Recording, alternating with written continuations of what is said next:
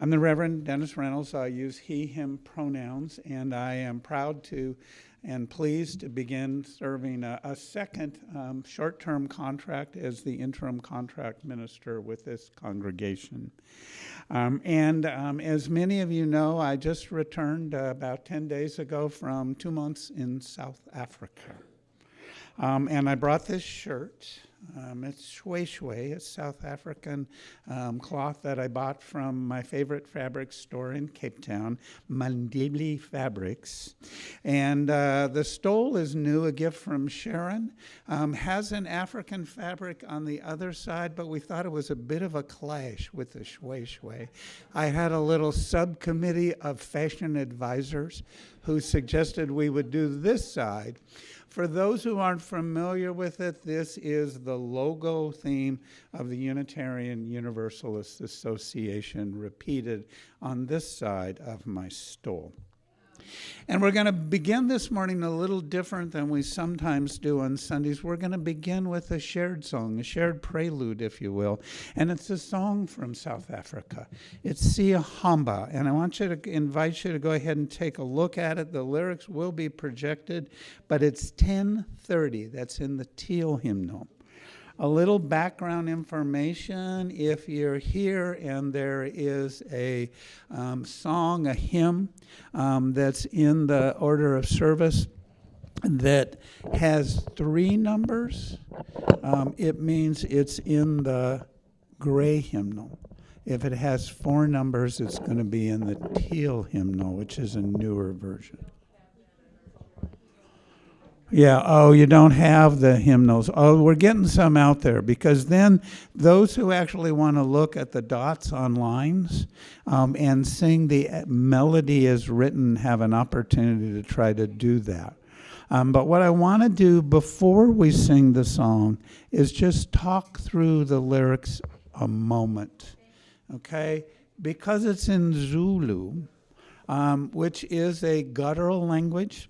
That sounds very different than most English. I'll just say them through and they'll be projected with you. I was honored in, a couple of trips to spend some time in KwaZulu-Natal province, and during one of my trips to South Africa, I spent 10 days living with a Zulu family in their family compound. And it took me several days to learn the mother of the family's name, who is Nathantla. Yeah, it's Nathantla. It really does sound like that, but it was hard for me to say it. I also worked with an interpreter whose name was Chabli, and when my daughter was teaching me to say her name, Chabli, she said, "You got it, Dad, but stop doing the thing with your head." Chabli.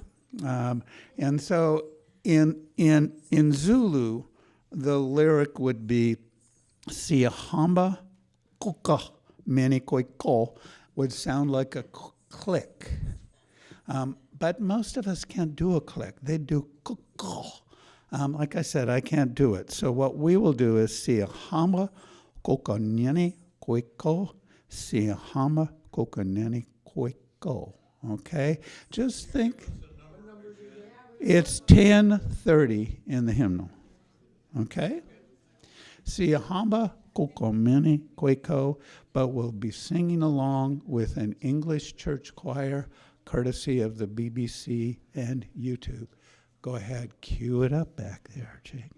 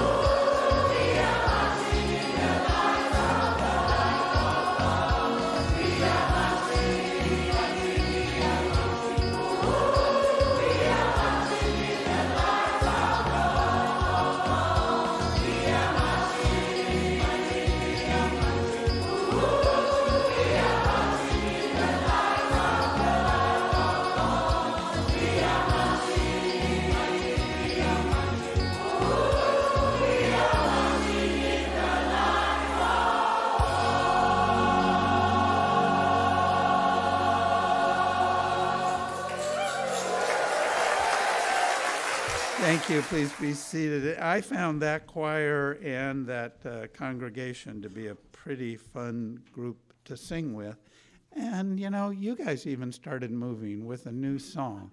I was blessed to be in South Africa in 2013 for the dedication of a new creche, as they call it, a new preschool. And as clergy, I got to do one of the blessings, but my blessing was much shorter than the fundamentalist Christians offered in Zulu. But we got to sing that song with 150 Zulus, you know. And I'll bring it back here, and next time it won't be new to you, right?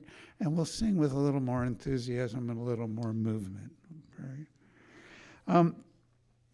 10 hours ago, at 10:30 a.m. Cape Town time, the Cape Town Unitarian Church began its Sunday service with these words that we will use as our chalice lighting. They say every morning on Sundays. As always, we start with these opening words. We can allow these words to bring us more present in this room, if you're watching online, in your room, in your body, in this present moment. Welcome to each of you. Together, we're creating a space of love and support, of caring and compassion. Your presence is a vital part of this experience we are co-creating. So thank you for choosing to be here. So today, bring your whole self, your authentic self, whoever you are or feel in this present moment. We are working towards being a radically inclusive community dedicated to love and justice.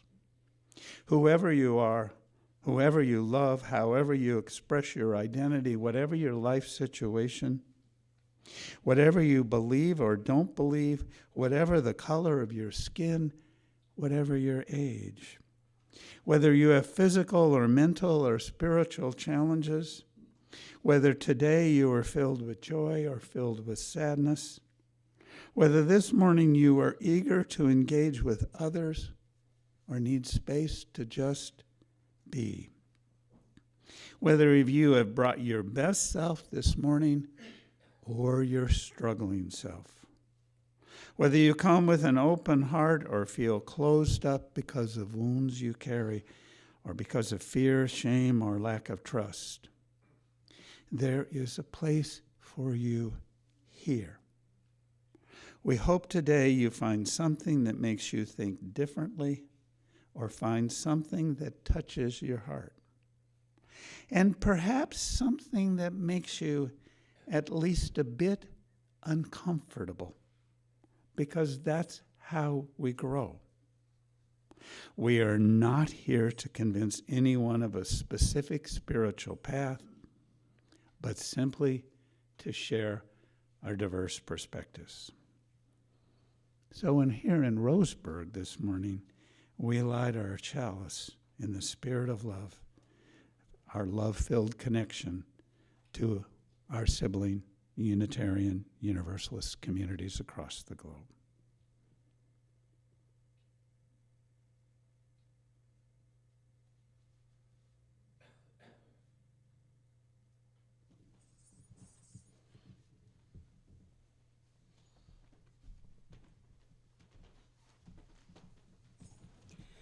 Good morning. I'm Lillian Fifield, your service leader for today, and it's wonderful to see you all, and it's most wonderful to have Reverend Dennis back. I'd like to thank the staff that make all of this happen. That's Jake Tranter back on media, our greeters today, whom I didn't get to see because I came so early, but know that we really appreciate your being here, and of course, Sean on music. I get to, for those of you who do not know our minister yet, to tell you a little more about him. He has served for a long time a UU fellowship in Whidbey Island and retired from there in 2018. He served as a consulting minister in Klamath Falls, Humboldt, California, Des Moines, Washington, and also worked as a hospital chaplain. He's now living in Eugene and serves in Roseburg, here as our beloved minister, but not retired. He is an activist locally, globally, and his efforts continuously go toward justice, equity, diversity, and love and peace in our world. Reverend Dennis came to the ministry after a 30-year career as a preschool teacher and a child care administrator, and he's a native Oregonian. He believes, as you're going to find out today and have already seen, that the most powerful services and sermons are often those written with a religious text in one hand and the current news source in the other. And I'm sure this will be our experience today. You have announcements. Your announcements were in your order of service. The one that I would like to draw your attention to is this one. It is the next upcoming AEO. For those of you who are unfamiliar, that means Adult Enrichment Opportunities. And this particular one is a discussion of various meaningful pieces, passages, stories in the UU World. And if you do not get a UU World magazine every time they come out, join, and you will, as a member. However, we will have copies available and printed copies of any pertinent discussions for those of you attending. It is an opportunity to go deeper into thought, into spiritual thought, maybe sort of religious thought, but each other's thoughts. So we do hope that you will attend some of the some of the AEOs. Our next experience here is that we collect every week for the Fish Food Pantry. And we more than welcome from you any gifts of food or money that you are able to share with those in greater need. And our service assistant, Lily, will help with passing those baskets, please.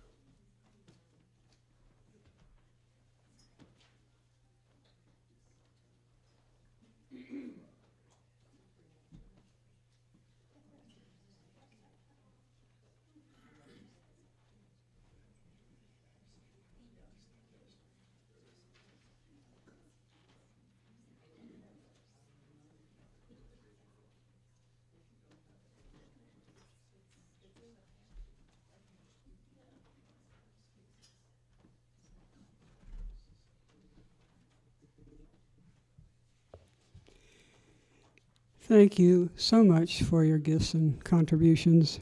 They, of course, will go to people who need them the most. We'd now like to have you join us, rise as you are able, in singing hymn number 134, Our World is One World. There will be a video.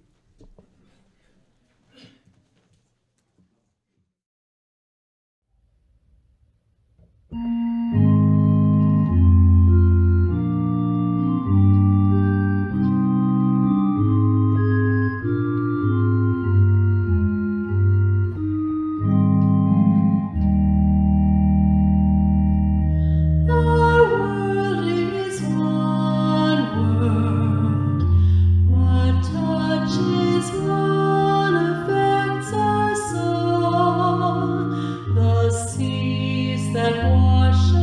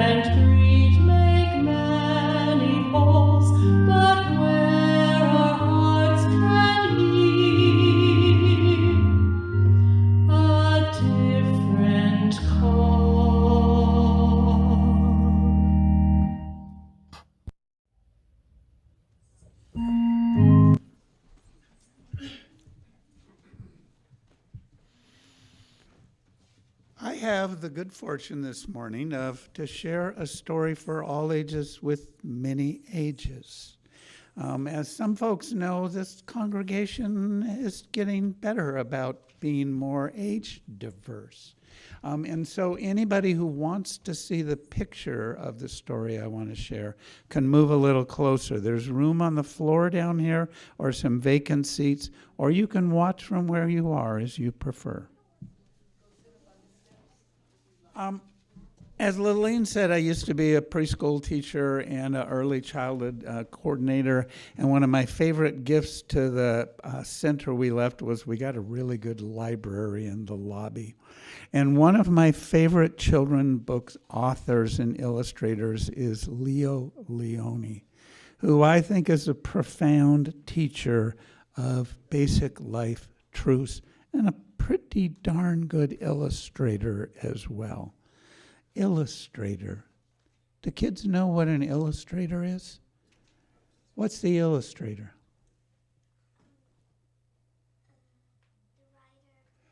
The writer is the author. You're close. The illustrator is the one who did the pictures in a picture book. So Leone is the author and illustrator. And I realized, since I've been coming to this congregation and in your pulpit on Sundays for going on 5 years, and I love Leo Leone, I may have shared this book before. But you know what? We do hymns more than once. So I think it's okay. It's consistent with what I want to share with adults as our theme of today. Tilly and the Wall.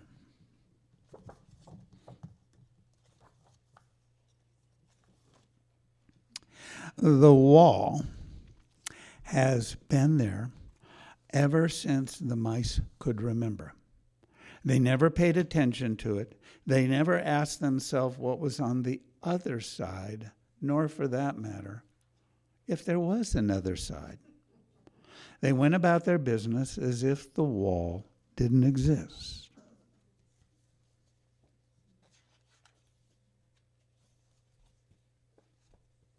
At night, when the others were asleep, Tilly would ask, wait a minute, I think I may have skipped a page.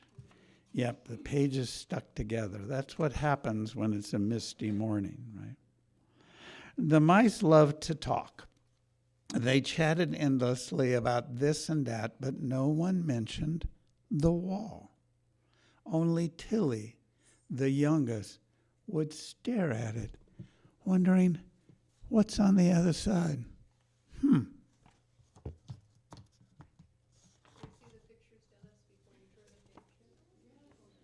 Well, the other side of the picture is the wall, but you can see the central story part of the picture while I get to look at words too. At night, while the others were asleep, she would be in her bed of straw, wide awake, imagining beyond the wall a beautiful, fantastic world inhabited by strange animals and plants. This is what Tilly imagined might be on the other side of the wall. We must see the other side, she told her friends. Let us try to climb. They tried, and they climbed the wall, and it seemed higher and higher. With a long rusty nail, they tried to make a hole to peep through. It's only a question of patience, said Tilly. But after working an entire morning, they gave up exhausted without having made a dent in the hard stone. The wall must end somewhere, Tilly said. They walked and walked for many hours. The wall, apparently, had no end. They just walked and walked and walked. Then one day, not far from the wall, Tilly saw a worm digging itself into the black earth. How could she not have thought of this before? Why hadn't anyone thought of this before?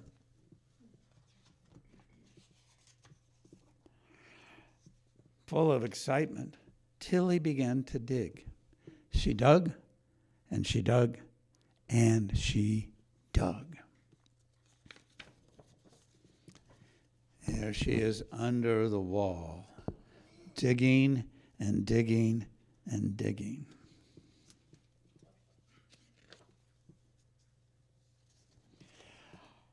Until suddenly, almost blinded by bright sunlight, she was on the other wall.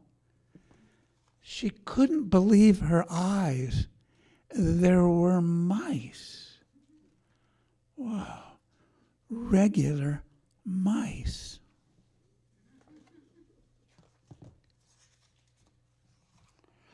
The mice gave Tilly a great welcome party. They took her to their celebration pebble. They had never, wait a minute, let's see. And she felt like she had seen it somewhere before. They made speeches in her honor and waved flags. Hooray for Tilly. They then decided to go through Tilly's tunnel to see for themselves what the other side was like. One by one, they followed Tilly.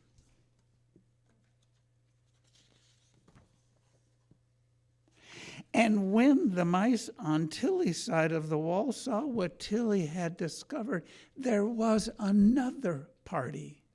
The mice threw confetti. Everyone shouted, "Tilly, Tilly, Tilly." Can you give me a little Tilly, Tilly? Tilly, Tilly, Tilly. And they carried Tilly high in the air in triumph.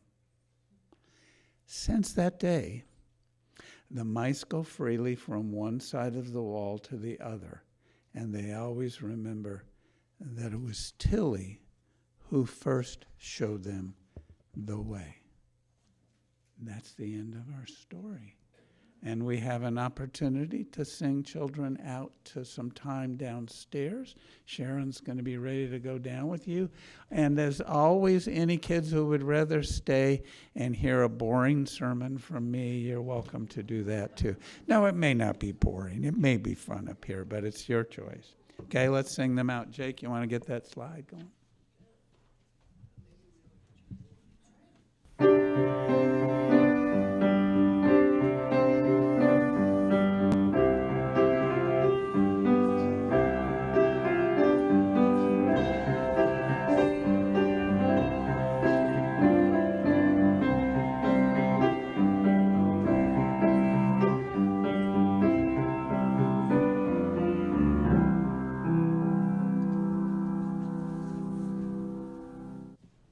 That was a beautiful sight to see. Children going down the stairs. It is, of course, at this time in our service when we collect the offering, and that is your donations that go to support our congregation and church. So, thank you, Lily. Did I go right over that? Well, let's finish what we're doing, and we'll come back to that.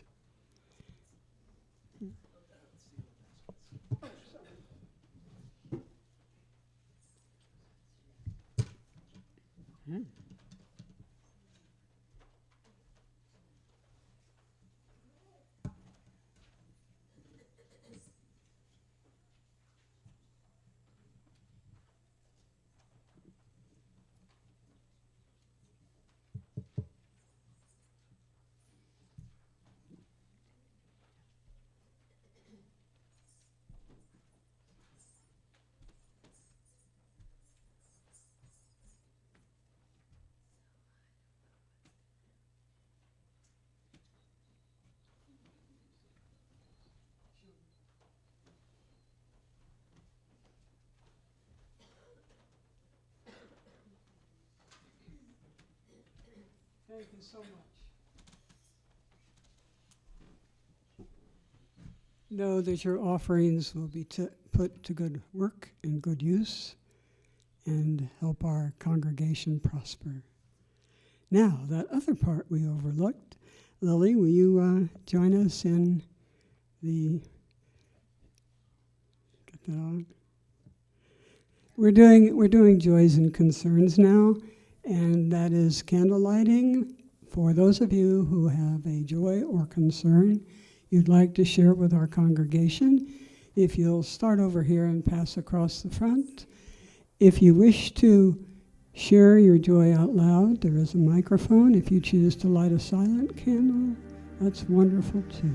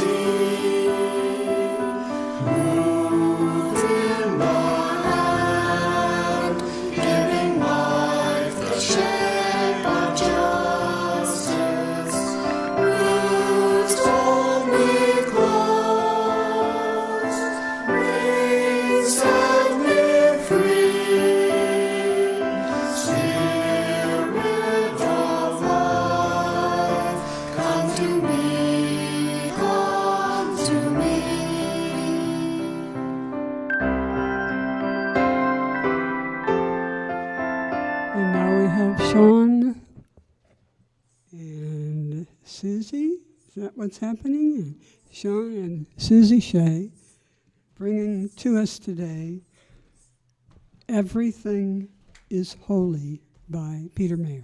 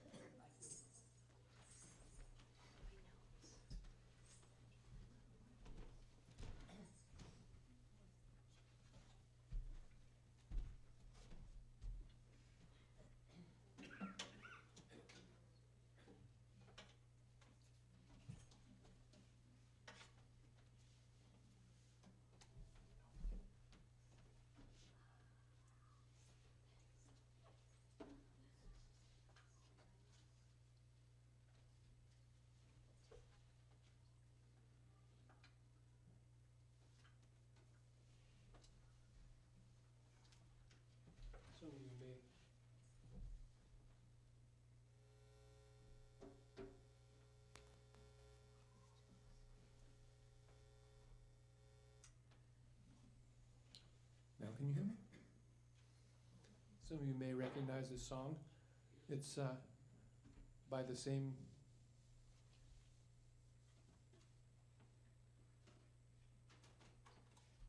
better?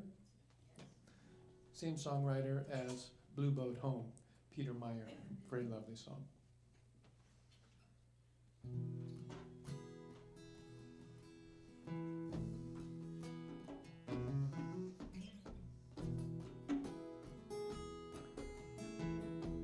When I was a boy each week,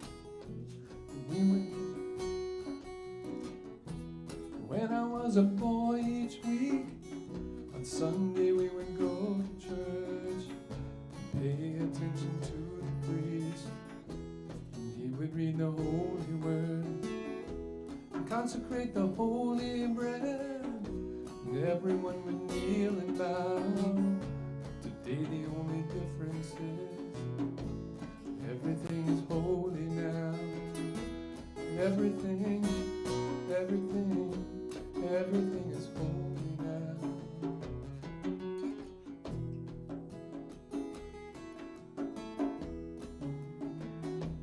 When I was in Sunday school, we would learn about the time Moses split the sea in two.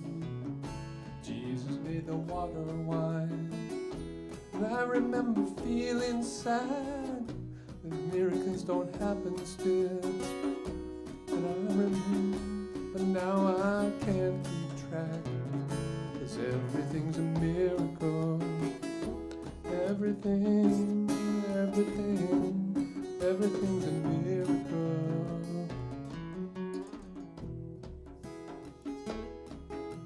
Wine from water is not so small, but an even better magic trick. And everything is here at all. So the challenging thing becomes not to look for miracles, but finding where there isn't one. When holy water was rare at best, it barely wet my fingertips. But now I have to hold my breath, like I'm singing in a sea of air. It used to be a world half there, heaven second-rate had me down, but I walk it with a reverent care, 'cause everything's a miracle.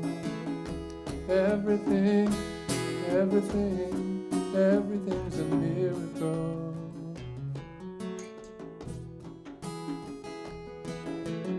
Read the questioning child's face, say it's not a testament. I tell you it's hard to say.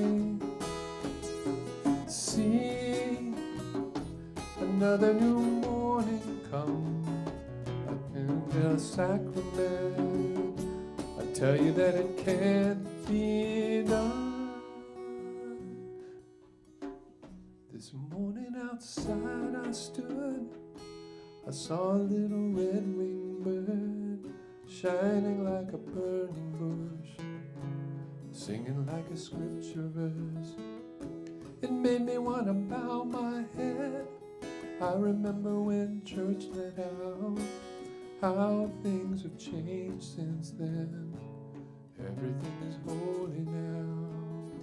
It used to be a world half there, heaven second rate hand me down. But I'm walking with a reverent air, 'cause everything is holy now. Everything, everything, everything is holy now.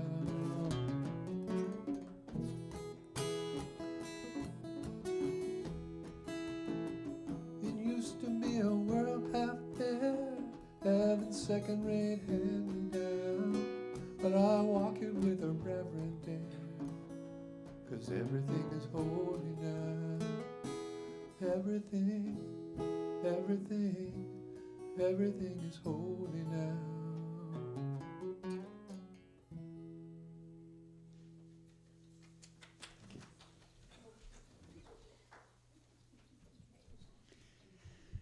Thank you, Sean. Thank you, Susie. And thanks to Peter Mayer for those beautiful words and chords that you shared with us this morning.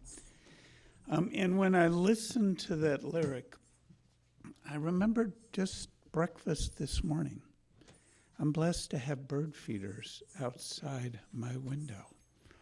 And it's the changing season. There weren't quite as many juncos, and there were more sparrows this morning.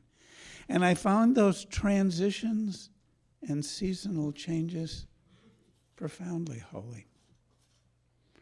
I invite you now to settle yourself in, to sit in a way that allows your breath to flow more freely for a brief time of shared meditation. Because one of the most holy things in human existence is simply breath. The fact that we are gifted with oxygen to bring in and carbon dioxide to put out, and we have this ongoing miraculous exchange going with the plants. So simply breathe in together and out together in a time of shared and sacred calm.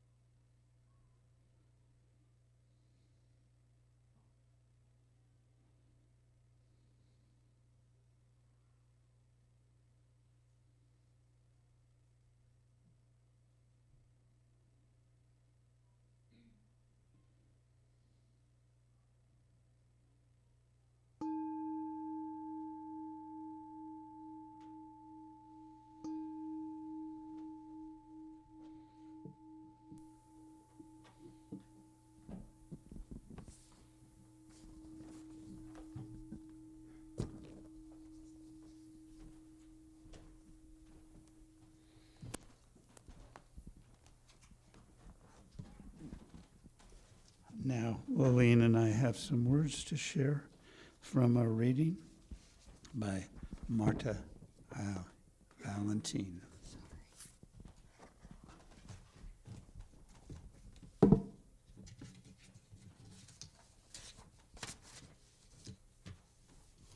We come together today to honor the universal community of seekers to which we all belong. We come together today to share from our deepest place of safety, that we might nurture ourselves by celebrating one another. We call into this hour our ancestors, whose love, labor, and commitment made it possible for us to be here right now. Let us call one another to the table of abundance, that we might feed on those fruits that sustain us and ever ask us to grow. Let us open to this moment with hearts that have no borders. Hearts that have no borders or no separating walls.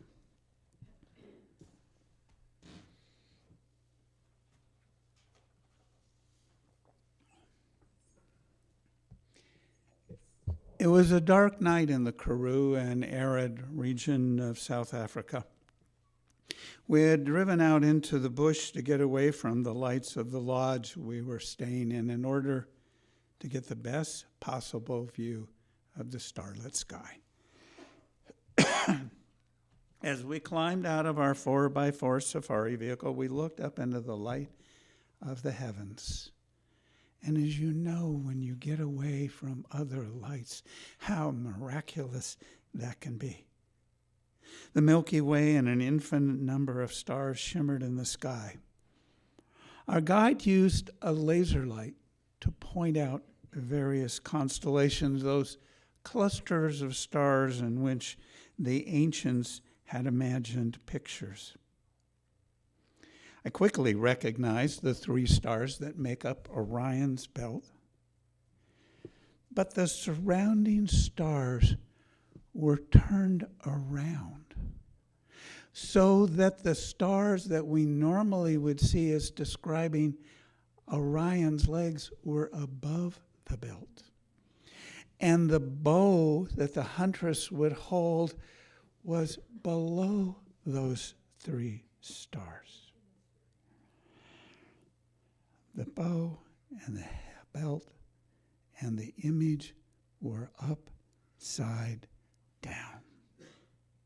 Upside down, that's the thing sometimes appeared to me during my time spent in the Southern Hemisphere.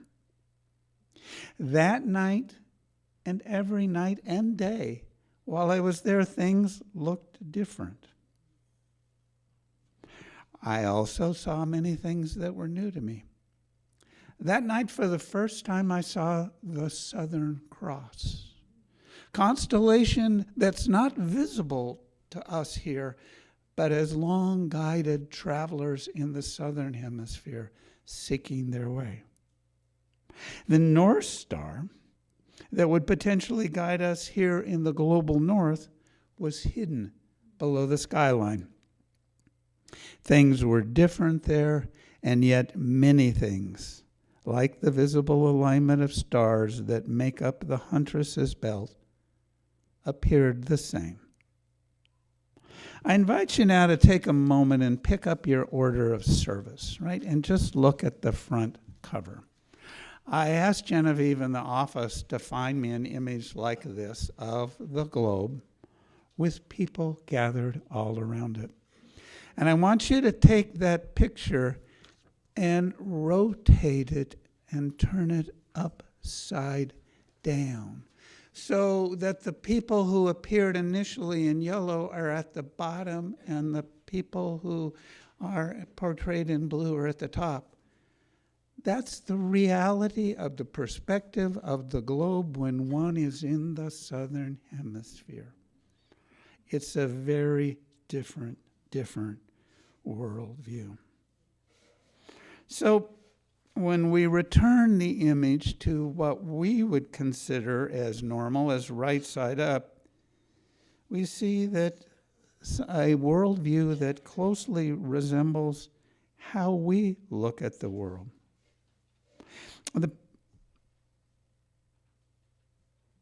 a Northern Hemisphere perspective is often considered normal or correct or right side up.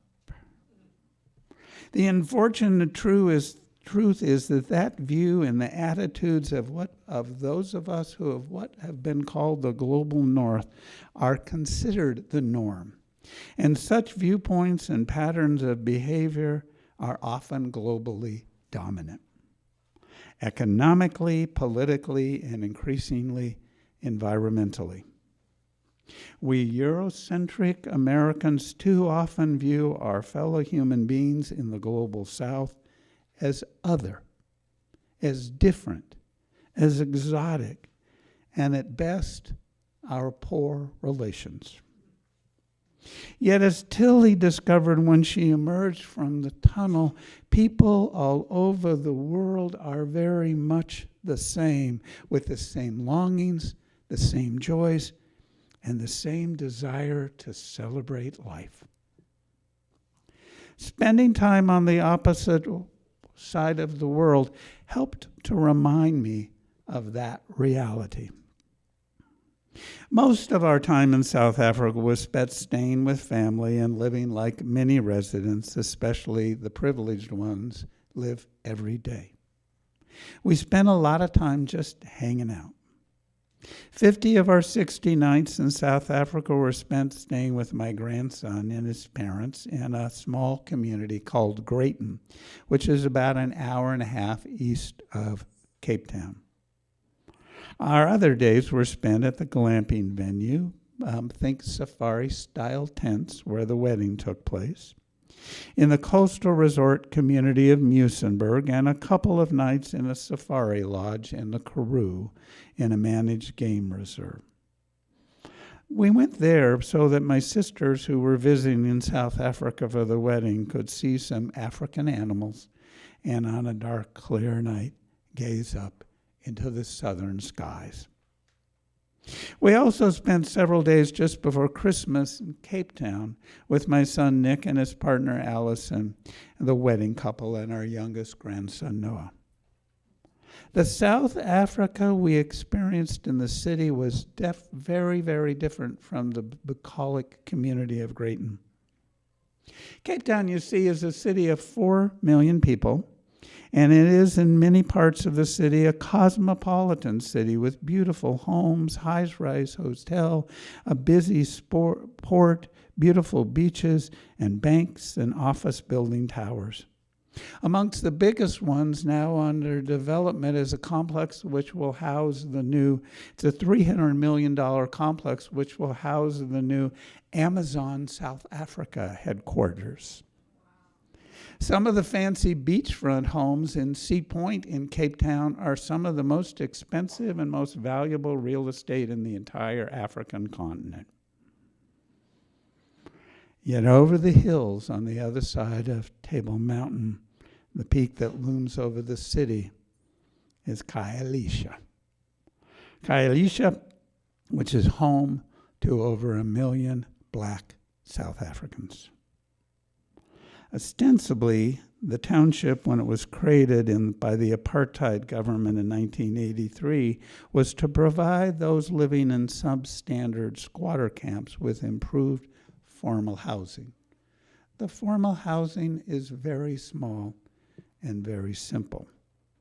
But the reality, Khayelitsha's role was to give the government better control over the area's impoverished Black communities by placing them in one place.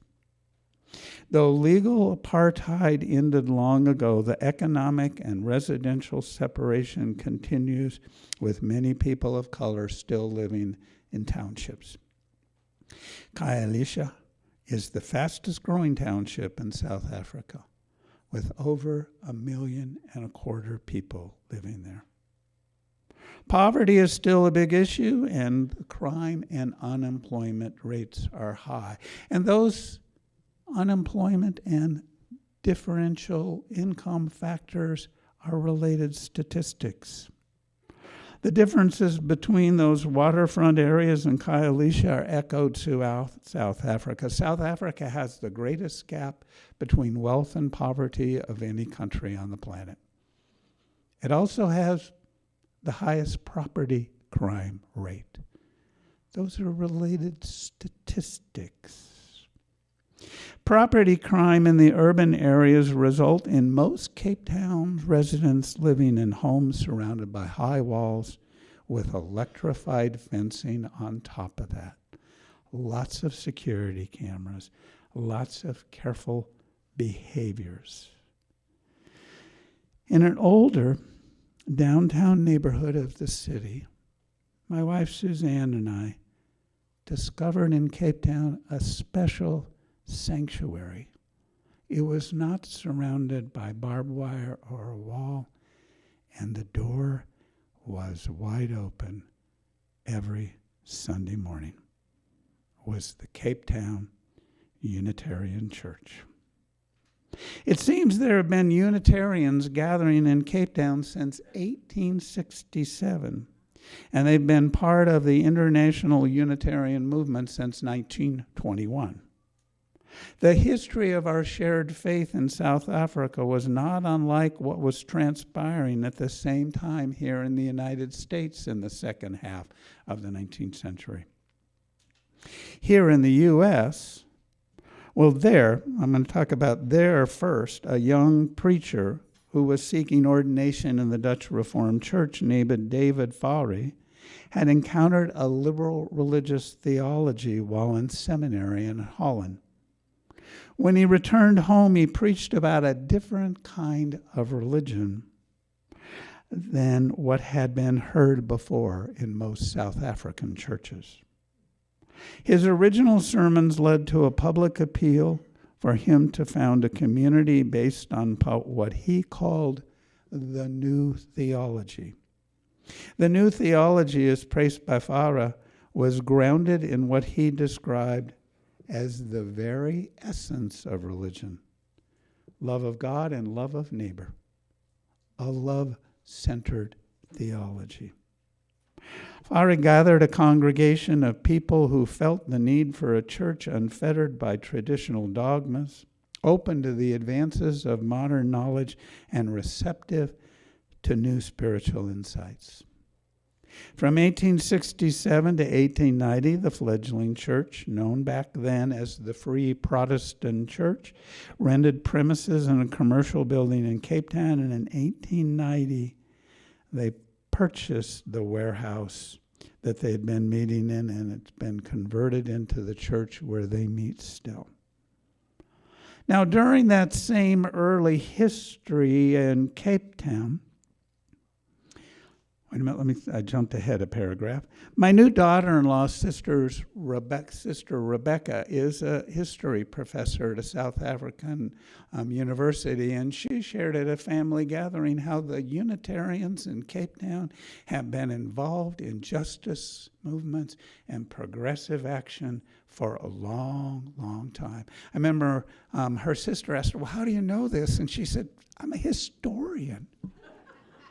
It's a key part of the history. In our history, during that same time back here in the United States, Ralph Waldo Emerson, Henry David Thoreau, Margaret Fuller, Theodore Parker, and others who came to be known as the Transcendentalists also called for a faith unfettered by dogma, open to advances of knowledge and recognizing that spiritual insight can come from within or from the natural world. Some have described them as the first modern Unitarians, or at least modern American Unitarians. For in addition to offering a more open and inclusive theology, they were staunch abolitionists and also took stands against war.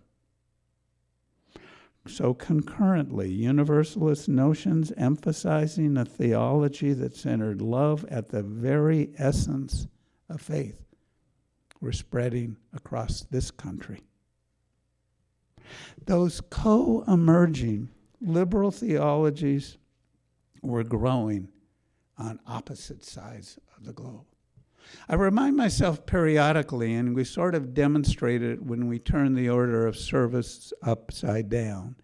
There is no place on the planet where you will be on land that's further from here than South Africa. We are here, and they are here. And yet, we are connected.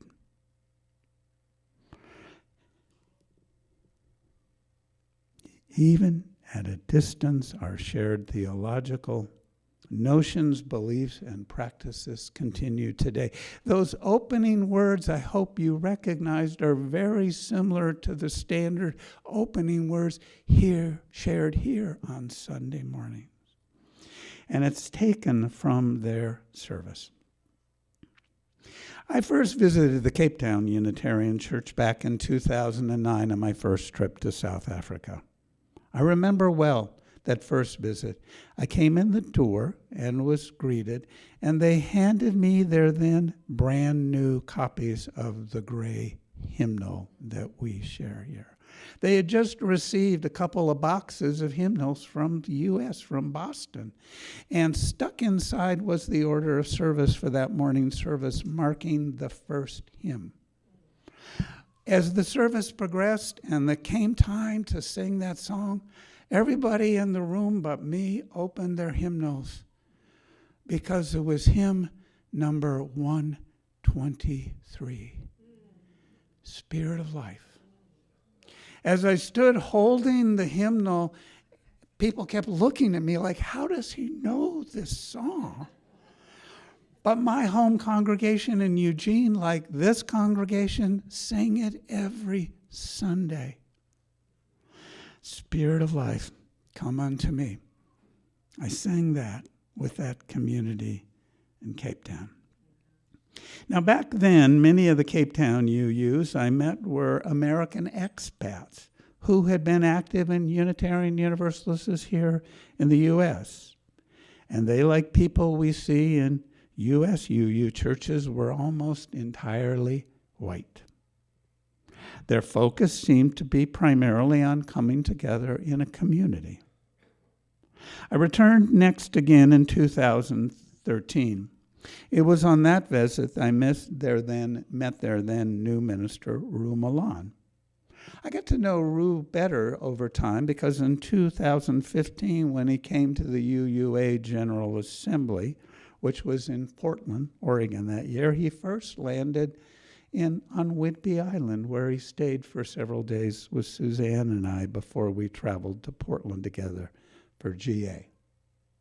We visited the Cape Town Church again in 2018, and over the years, we noticed a shift beginning in the membership. It began to be more diverse, particularly racially diverse. In 2021, when my daughter was living in the Cape Town suburb, we were able to visit almost every Sunday. Rue was now an affiliated community minister. The Reverend Nina Taylor had become their parish minister. On that trip, I also met Gur Monga, an immigrant from the Republic of the Congo, who now lives in Cape Town, who had begun to study, mostly at a distance, at Meadville Lombard Theological School, the same seminary I attended, mostly from a distance in Chicago, one of our two Unitarian Universalist schools. We talked about the cold winter visits to Chicago, and we talked about theology. I was particularly interested in Gur's notions about developing an Afrocentric Unitarian Universalist theology, which is the work he's been looking at. Beginning next fall, Gur will be serving as a ministerial intern at the Cape Town Unitarian Church. On that trip, we also had the opportunity to spend a bit of time away from church with Rev Nina, and we sat in on her weekly online meditation group. That church had over the years definitely become more diverse and more committed to justice work, including direct action in supporting township gardening programs and advocacy around LGBTQ issues. Our return this year felt like a homecoming. Though there were no flags flying, I felt like Tilly emerging from the tunnel as I saw these people who had met before. We were greeted warmly with hugs and smiles. Because my daughter now lives an hour and a half from Cape Town, on this trip we were only able to make it to church in person on one Sunday, but we had the warmest of welcome, almost as warm as I encountered here this morning. Ashua, an Nkosa woman, actually Nkosa is again one of those words that an Nkosa person would just say, I am in Nkosa. It's one of those click languages. Led the service. It was a solstice celebration filled with very moving rituals. I remember Suzanne and I, though both paused when they were doing a call to the directions, and they talked about the light coming from the north. And then I went, wait a minute. In South Africa, the light is to the north, as to here it is to the south. We also attended church a couple of times online, and they, like us, have gone hybrid. I was struck by the fact that on Sunday, January 21st, Rev Nina was lifting up Buddhist teachings as her sermon that morning, while here Sharon was talking about Buddhist teachings with this congregation as well. Another commonality between congregations is unfortunately fiscal. They're in some tight financial straits, and while we were there, they were in the midst of their annual pledge drive. Partially as a result, Suzanne and I are now pledging friends of the Unitarian Universalist, well, it's Unitarian in their name, Unitarian Congregation in Cape Town. Now, they're hopeful about an increase in pledge income. They are anticipating a budget this next year that will necessitate some funding from their endowment. The most significant commonality I experienced between that place and this place on the other side of the world was the genuine warmth and caring that filled the room. That fills the room. When we lit the chalice together to begin the service, I could feel it. When we sat in silence together, I could feel it. When we heard an open and inclusive message together, there it was again. When we sang together, that loving feeling in that room was palpable. I felt it there, and I feel it here. When we gather together, when we listen together, when we sing together, when we simply breathe together, that feeling of love and connection is universal. I'm home now. Back in the Northern Hemisphere and back in my own home and my daily routines. And one night, this past week, as I do every night, I take my dog out for a very brief circuit around the house so she can take care of business and I can look up at the sky. And when I looked up through a break in the clouds, just last Thursday night, I looked up and there were the 3 stars of Orion's belt shining down at me. This time, though, the stars that make up the rest of the constellation were in their usual, typical to me position. I'd like to end this morning with words from the American UU activist and writer Patrick Murphy. He wrote, "Love is the only magic. It enriches the giver as it nourishes the object. It serves the instant and washes over the ages. It is particular as the moon and as universal as the heavens."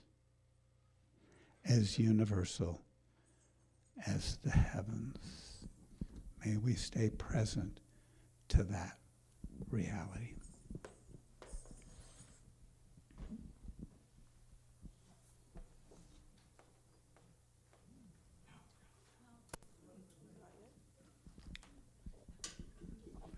As is the tradition of this congregation, there's a time for reflective thoughts that may be moving for folks as we enter into a brief congregational conversation.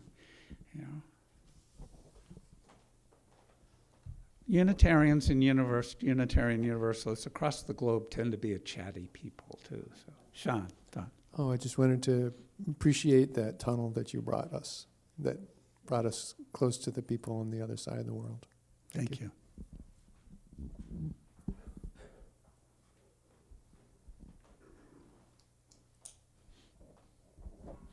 Dennis, I don't remember if I told you this story or not, but I was in South Africa in 1971 on business and in Johannesburg. And while I was there, the newspaper published an article saying that the Japanese had been granted honorary white status as opposed to colored, like Chinese, Indians, South Pacific people.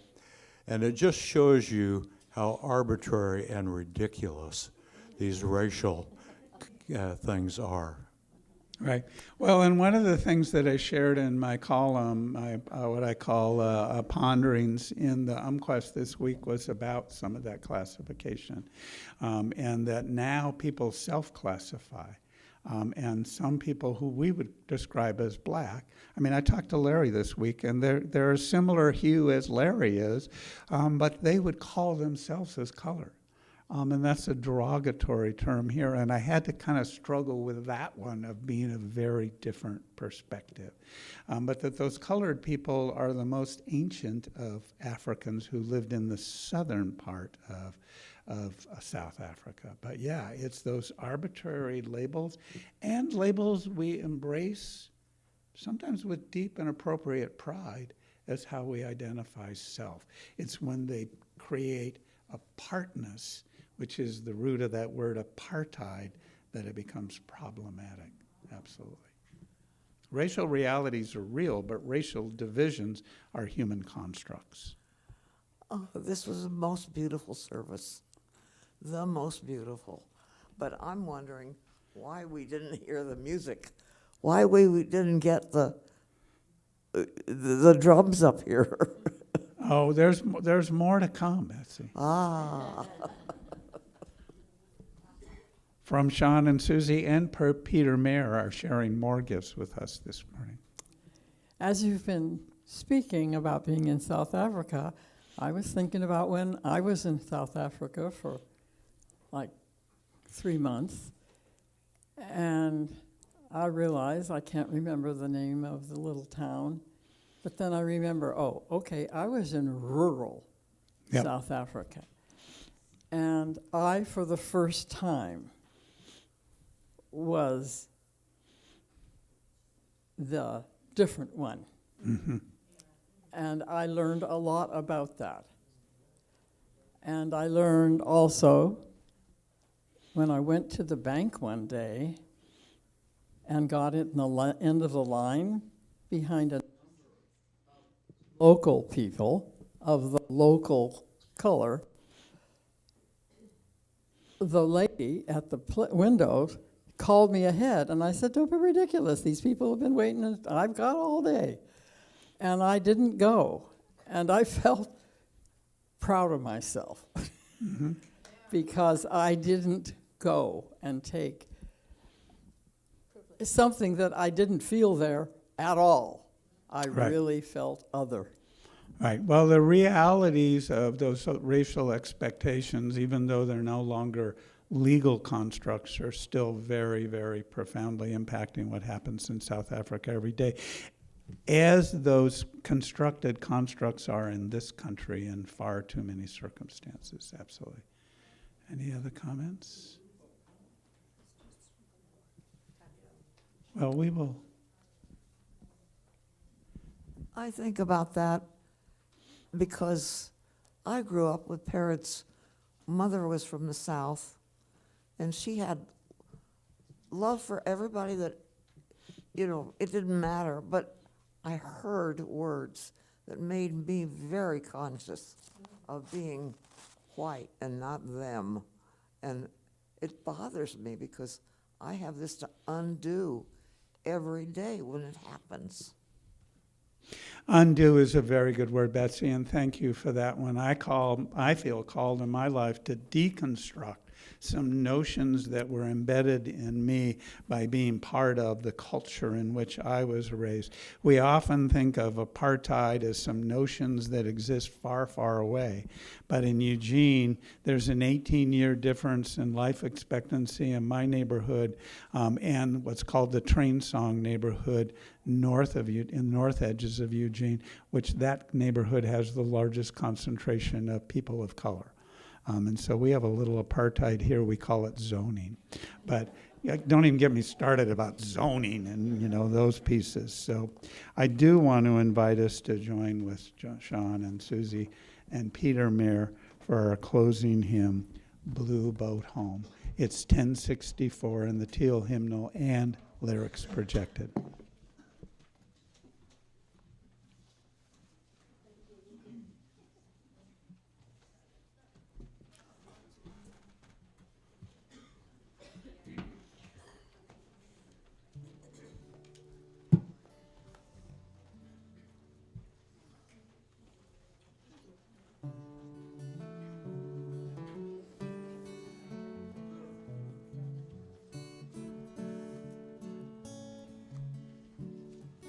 Though below me I feel no motion, standing on these mountains and plains, far away from the rolling ocean, still my dry land heart can say, I've been sailing all my life now, never more wide universe is the ocean I travel, and the earth is my blue boat home.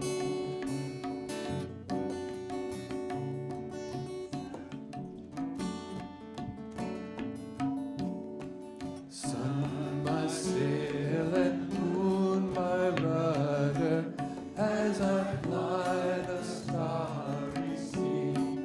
Leaning over the edge in wonder, casting questions into the deep, drifting here with my ship's companions, all we kindred pilgrim souls, making our way by the light of the heavens in our beautiful blue boat home.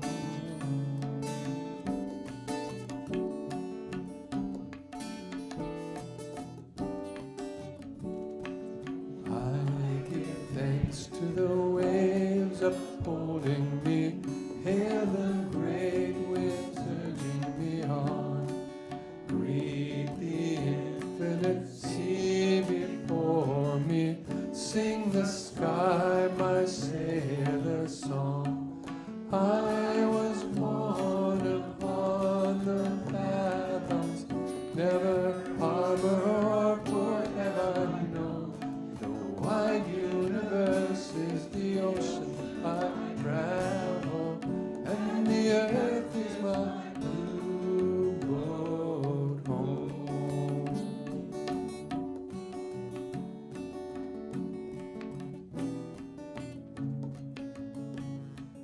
I was born upon the fathoms, never harbor or port have I known. The wide universe is the ocean I travel, and the earth is my blue home.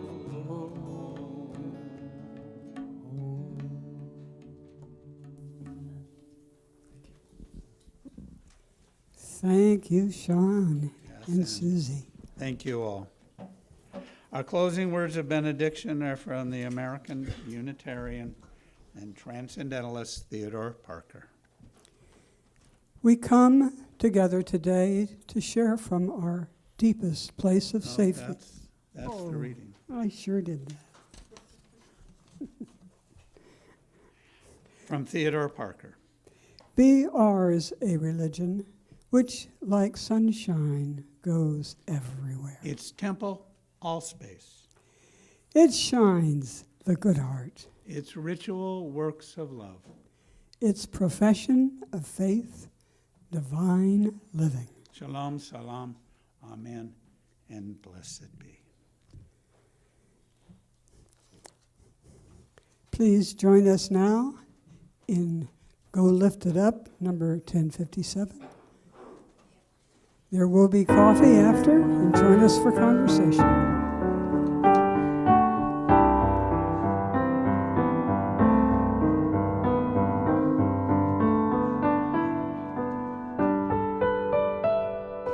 Oh